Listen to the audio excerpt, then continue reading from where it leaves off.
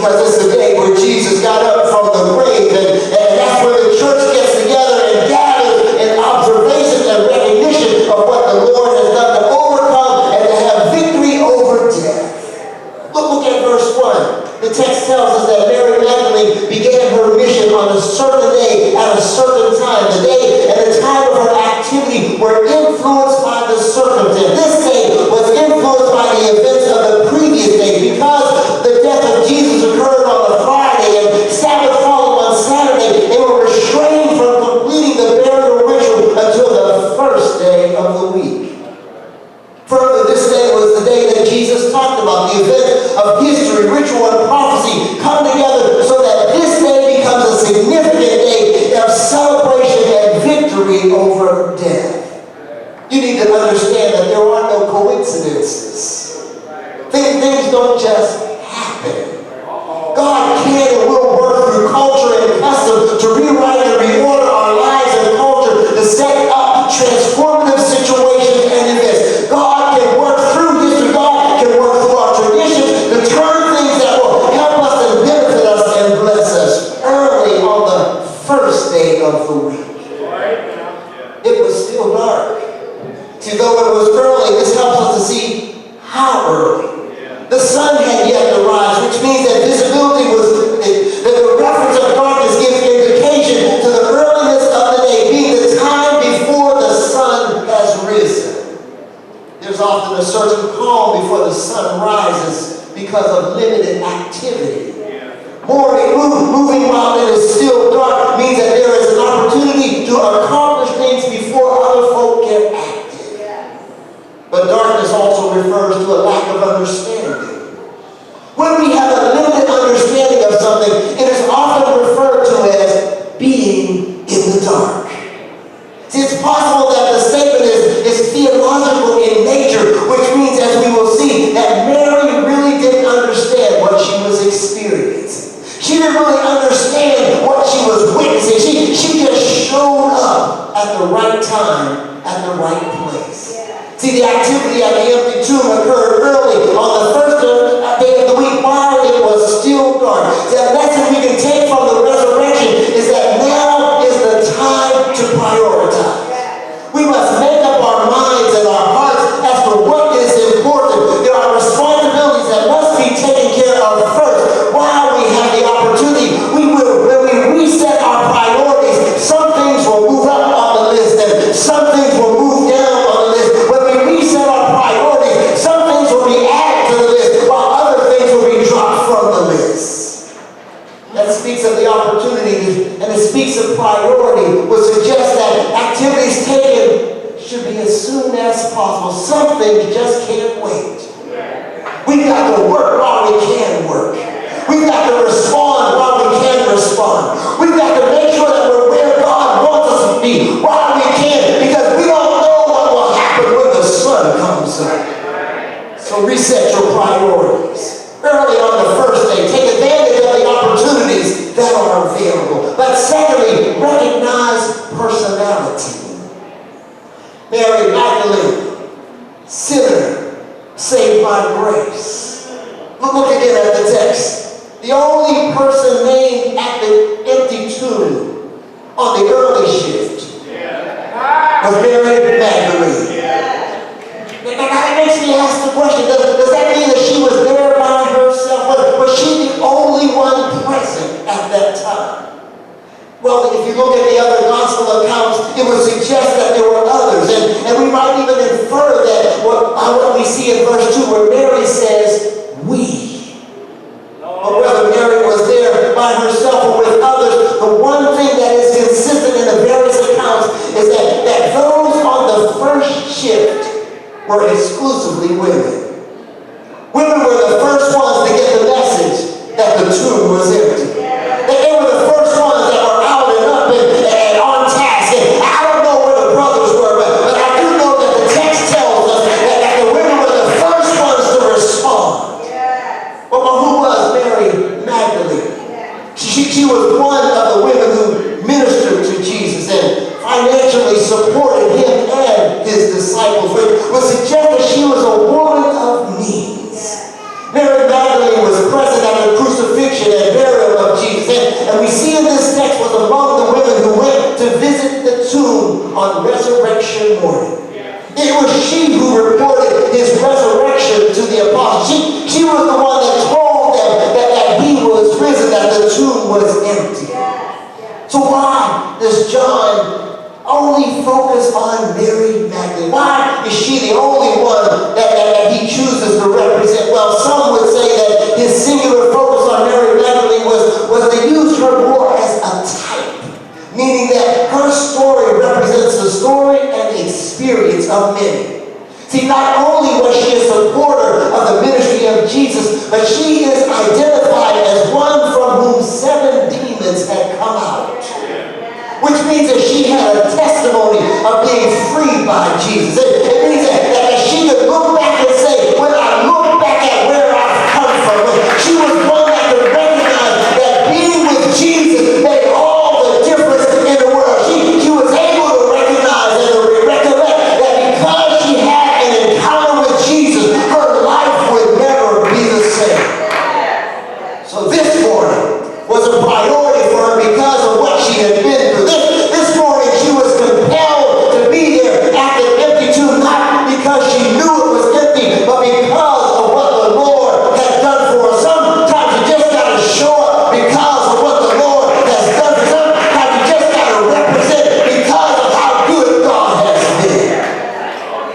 She showed up because her world was wrapped up in what Jesus did for her. We should all show up because of what the Lord has done for us. We should all put aside our excuses and our reasons for why we're not available when we look back and recognize how good God has been to us.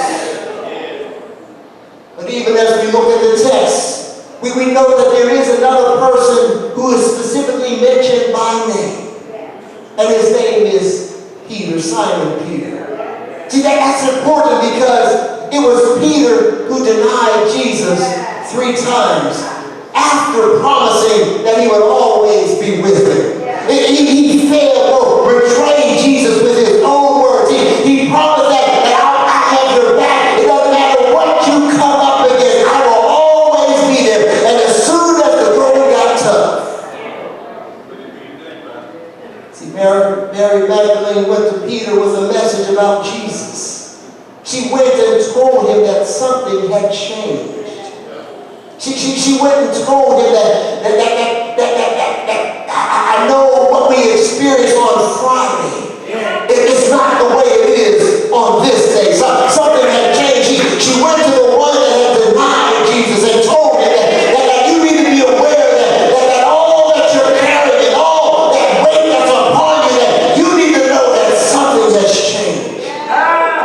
See, some of us have made promises to be faithful to the cause of Christ. We promised that we would always be present and serve whenever needed, but yet we found ourselves running and hiding and denying Jesus either by word or by deed because we found that when you hang around with Jesus, it can get tough sometimes.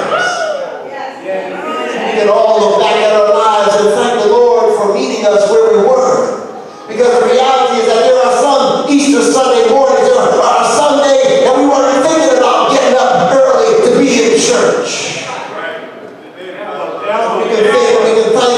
We can remember, we can recollect how good God has been for us, how good God has brought us, how he's kept us and brought us a mighty long way. Can anyone remember the bodies that you used to be in? Can anybody remember the habits that you used to have? Can anybody remember the trouble that you used to get in? And because of the Lord in your life, you've been delivered. Anyone remember having to deal with the consequences of your choices, and then Jesus showing up and set you free? We've got to recognize personality, recognize Mary Magdalene as one who was a sinner saved by grace, recognize Simon Peter as one who denied Jesus, but they were both exposed to the good news of the empty tomb. But the third lesson we draw from the text is resist postponement because of problems. Resist postponement because of problems. Look at the text. That the stone was removed. She expected a problem, but found passage. See, when Mary Magdalene and the other women started out for the tomb, they expected the stone to be where it was on Friday. We know that because when you look at the other Gospels, they had a conversation. They were on their way to take care of some business, and they asked themselves, who will remove the stone? They wonder because they recognize that there's an obstacle waiting. We have some business to take care of, but when we get there, we know already there's an obstacle waiting for us. That means that they were aware of the problem. They anticipated a problem, but they didn't have a plan to resolve the problem. Though they anticipated a problem, they went anyway. Look again at the text. When Mary Magdalene went to the tomb and saw that the stone had been removed. See, what was seen on Friday had changed. See, they expected obstacle had been removed. It was no longer standing in the way. The barrier that restricted access has been relocated, and what was a problem has been transformed into a poster. See, it used to be in the way, but now it's pointing to the way. See, the stone had been removed. See, it's important to understand that they expected to find a problem. They expected to find the stone. They expected to have access restricted. When they got to the tomb, they found that it had been moved away. When they got to the tomb, they found that the stone had been removed. When they got to the tomb, they found the stone had been removed. When they got to the tomb, they found the stone had been removed. See, what I like about the text is that despite her expectations of problem, she went anyway. See, don't miss that. Despite what was there to block her, she proceeded to her place of duty. Despite knowing that there were some obstacles that would block her, she went anyway. Again, the text doesn't explain how she planned to get into the tomb. The text states that she went to the tomb. See, this is a message that should excite us. This is a message that should shout us. See, there are some of us that have had some obstacles in our lives and on our journeys that have kept us from achieving our goals. There have been some obstacles in our job, obstacles in our home, obstacles in our relationship, and it's possible that some of us won't start because we're so focused on the problem of not realizing that if we just show up, we'll find passage. We're so busy talking about the stone that's in the way, not realizing that if we just show up, that somebody's already removed the problem out of the way.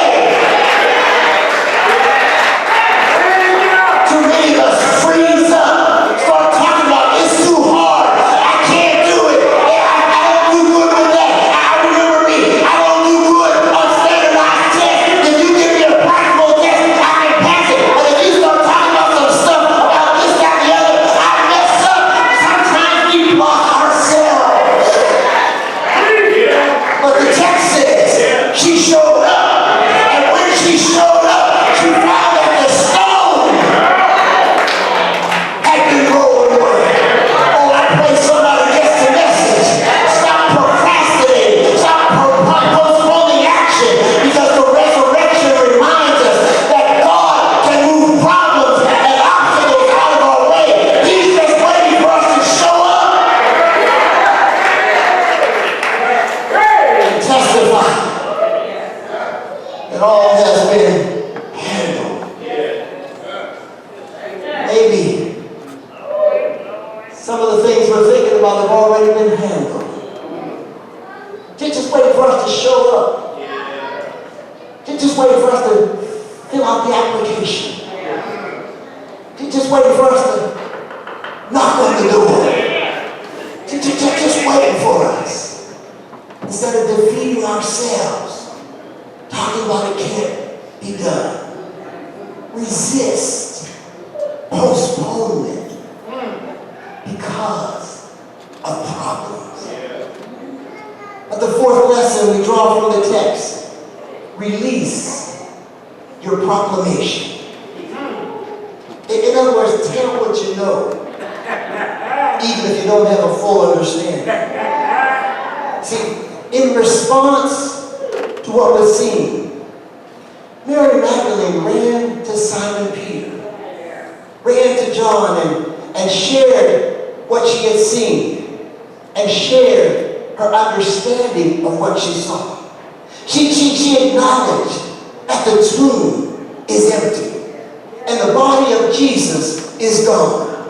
She interprets the missing body of Jesus as the result of someone taking his body. I said she was in the dark. See, she didn't understand the implications of what she saw. All she knew is what she didn't see. She didn't see Jesus where they left him. And now she's confronted with an empty tomb. See, when we're giving a testimony, it's important just to tell what we know. You don't have to talk about what you don't know. Just talk about what you do know. See, we may not always understand the implications of what we are saying or how lives can be impacted. All Mary knew was the body of Jesus was gone. And that's all she knew, that when I showed up, the stone had been rolled away and the body of Jesus was gone. The tomb was empty. See, that's a message that gives us hope. That tells us that resurrection gives us power. That just tell what you know. See, if your stuff was messed up and now things are better, just tell what you know. If you were strung out on drugs and now you're holding down the job, just tell what you know. If you had a low view of yourself and now know that you are special in Christ, just tell what you know. If you are unemployed and now you have a job, just tell what you know. Mary didn't have a full understanding of what happened. She just told what she knew. She just relayed the information that she was exposed to. See, we may not always have an understanding of what happened to us. All we have to do is tell what we know. Just like the blind man, when they were trying to trap Jesus, they wanted to know if he was good, if he was this, or if he was that. He said, I don't know what y'all are talking about. All I know is I was blind, but now I see. Just tell what you know. When God opens doors, tell what you know. When God lifts you up, tell what you know. When he sets you free, tell what you know. When he answers your prayer, tell what you know. Don't worry about the details. I don't know how to put the car together, but I know when I get in, I just push a button and it starts right up. I don't have to know all that other stuff. I just know that when I get on my knees and call out my Father's name, he has a way of showing up at the right time, at the right place, with what I need. All I know is, Father, I stretch my hands to thee. No one help I know. If thou withdraw thyself from me, where shall I go? Just gotta tell what I know. He's a way maker. He's a healer. He's a lawyer. He's a doctor. He's a counselor. He's a freer. He'll lift you up. He'll turn you around. He'll set your feet on solid ground. Tell what you know. Tell somebody. I may not be able to tell you all the details, but what I do know is that he made a way out of nowhere. Release your proclamation. But finally, remember the promise. Jesus keeps his promise. He's gone from the tomb. In verse 2, Mary Magdalene runs back, declaring that Jesus was not there. There's a resurrection promise at work. See, what the Lord said would happen, happened. Despite what they saw on Friday, there was an empty tomb on Sunday. I said, despite what they saw on Friday, there was an empty tomb on Sunday. Sometimes what happened to us last week can mess us up so much that we forget there's a new week. That won't allow what happened last week to hold you back from the promise that's waiting next week. Despite what happened on Friday, there's an empty tomb on Sunday. Though our understanding was that Jesus